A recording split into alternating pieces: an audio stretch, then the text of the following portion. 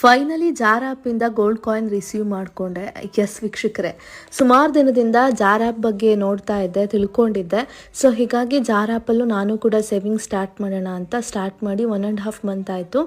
ಒಂದಷ್ಟು ಅಮೌಂಟ್ ಇತ್ತು. ಫಸ್ಟ್ ನೋಡಬೇಕಲ್ಲ, ಏನಾದರೂ ಮಿಸ್ಟೇಕ್ ಆದರೆ ಗೋಲ್ಡ್ ಕಾಯಿನ್ ತಗೊಳ್ಳೋ ಟೈಮಲ್ಲಿ ತುಂಬ ಸೇವಿಂಗ್ಸ್ ಮಾಡಿ ಅಂತ ಫಸ್ಟ್ ಟ್ರಯಲ್ ನೋಡೋಣ ಅಂತ 1 ಗ್ರಾಮ್ ಗೋಲ್ಡ್ ಕಾಯಿನನ್ನು ನಾನು ಬುಕ್ ಮಾಡ್ಕೊಂಡು ಮನೆಗೆ ತರಿಸ್ಕೊಂಡೆ. ಬಂದಿದೆ, ತುಂಬ ಖುಷಿ ಆಯಿತು.